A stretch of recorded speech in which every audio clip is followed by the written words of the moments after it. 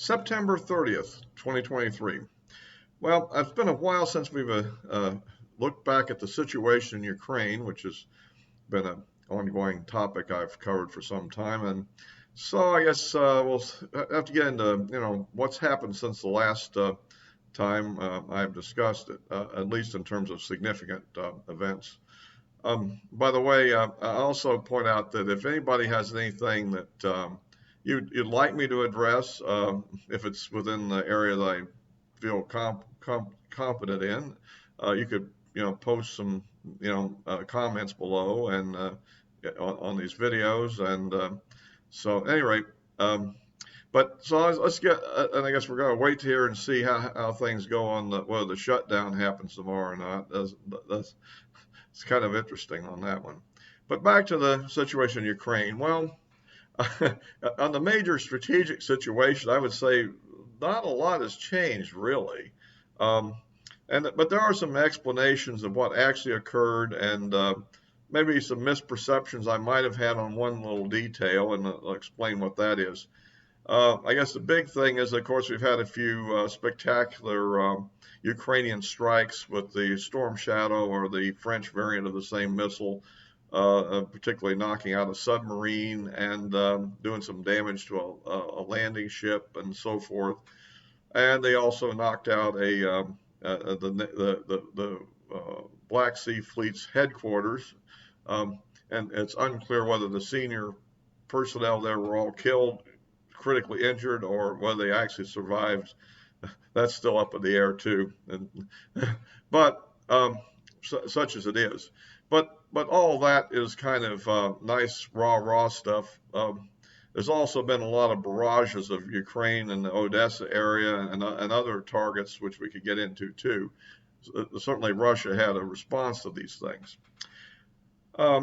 But on the main picture, the thing that has occurred primarily, for instance, in the area around the major breakthrough point, Rabotna and so forth, that we were discussing, and on to the east there, and that little salient, as they may say in military terms.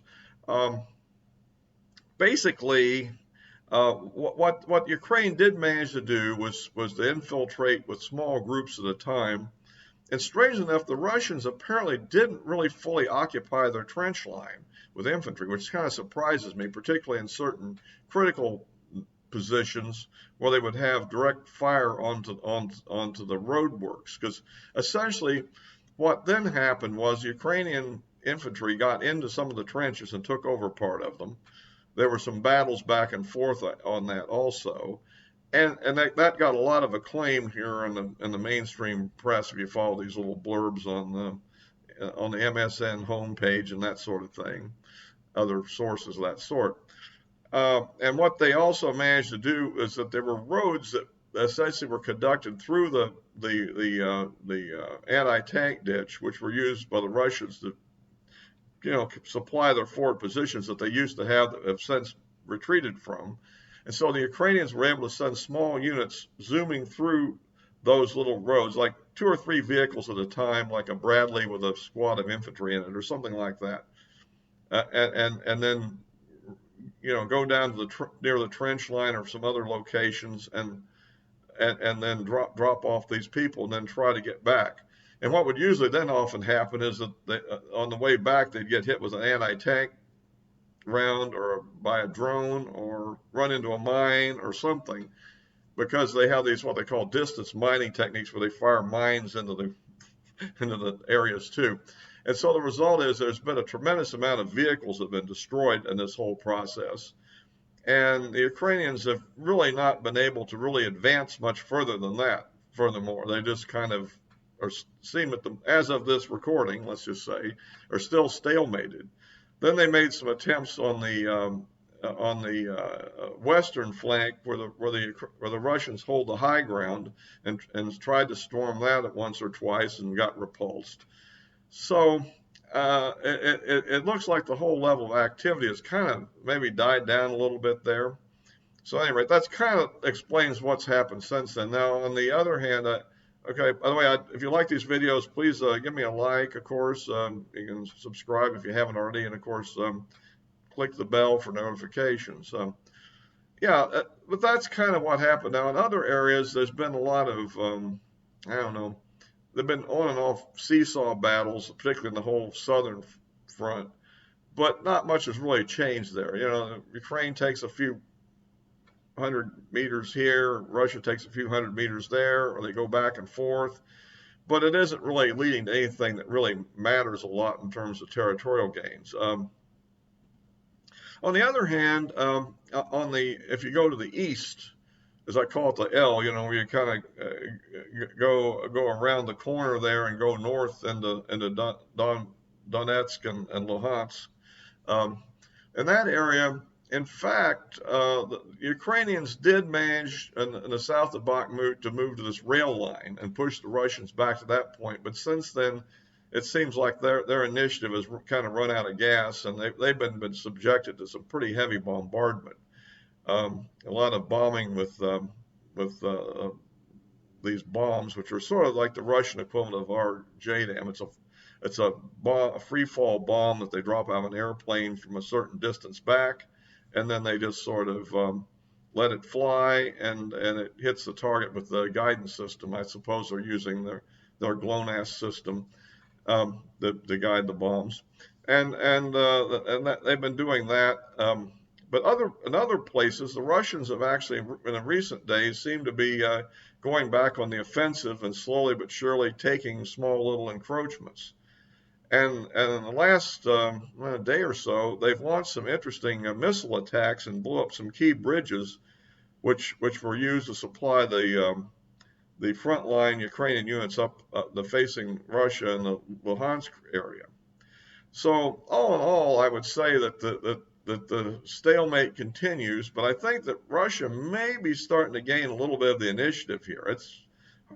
And this war is a very static kind of conflict. A very, people make analogies to World War I. Well, it's not quite the same in many ways. I think the tactics are much more small unit than World War I was. Nobody's doing anything like having hundreds or thousands of men just jump up and charge the other side all at once into artillery and machine gun fire. Nothing like that's going on. It's more like small units that are making various infiltration maneuvers and stuff of that sort. So that kind of gives you the lowdown on that. But I do think some of these missile strikes that Russia's doing are pretty powerful also. And in the Western press, you sort of see a lot of talk about the Ukrainian successes, which are real, but Russia's had a lot of successes too. And one thing that I think happened strategically here in this whole thing is this attacks on the grain shipment out of Odessa has had the effect that a lot of the grain from Ukraine is now being shipped into Poland, which has caused a lot of trouble within Poland, which is about ready to have their parliamentary elections. And the farmers are upset because it's depressing the price of their grain. And so, and now you're seeing, the Polish politicians start making very negative comments about Ukraine. The one where their president made a comment along the lines that it's like that Ukraine's like a drowning man and stuff like that.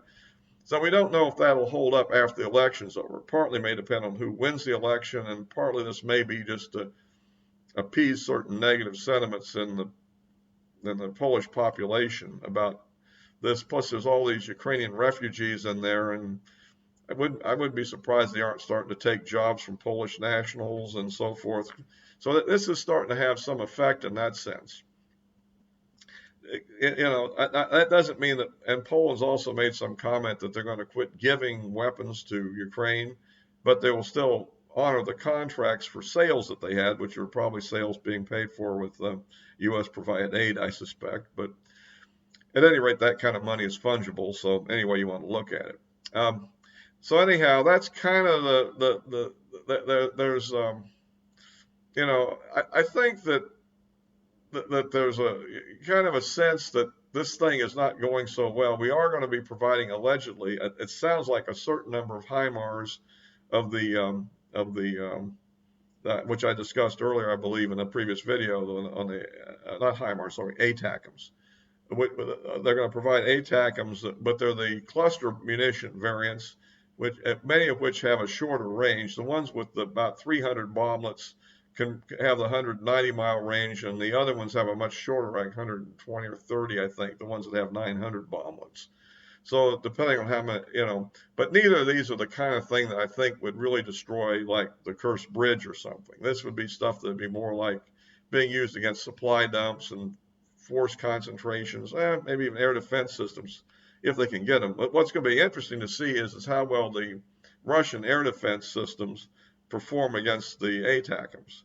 Because unlike the Storm Shadow, which comes in low and then pops up at the very end and is only defended very well with something like a point defense system like a Panzer S or some of those other short-range systems the Russians have. This thing is going to fly very high, and it gives a good chance for something like an S-400 to take a good shot at it. So that'll be interesting to see how that plays out. So that's kind of about it on a description of the battle. So there's a lot of discussion about the idea that the Russians have built up a substantial reserve army that hasn't been committed yet. They're one unit of 2 divisions, which the Russians call an army, but I think in our terminology we would call it a corps, using classic military terminology. That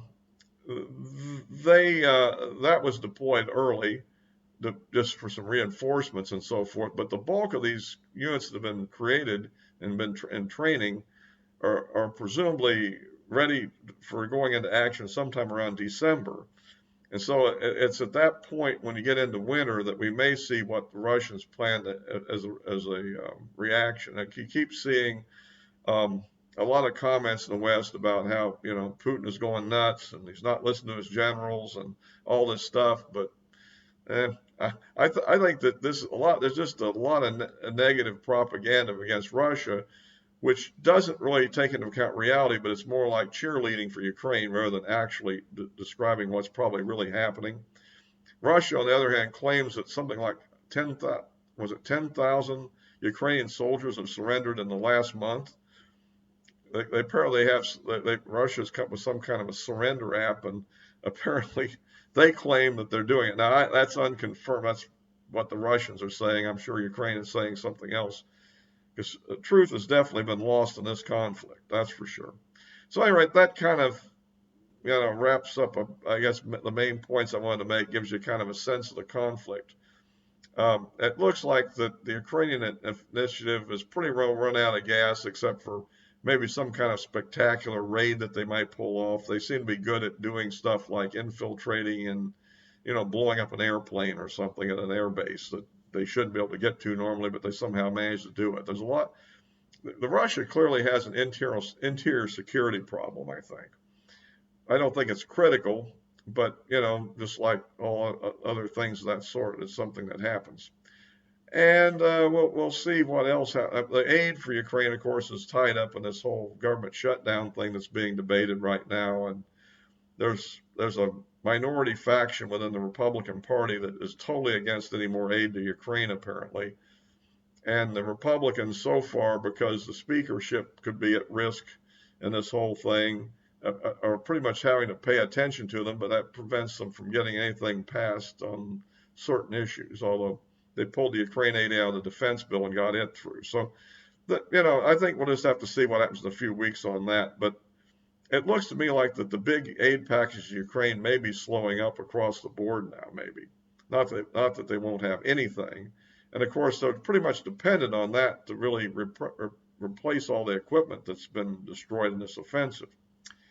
So I guess that's about it for that subject, and I'll be wrapping this up. Of course, this will be posted on both Rumble and on YouTube, and of course, the addresses of my social media accounts are in the description below. I went ahead and paid to get the blue check mark on X, so we'll see how that works out for me, if at all. And we'll close this for now until next time.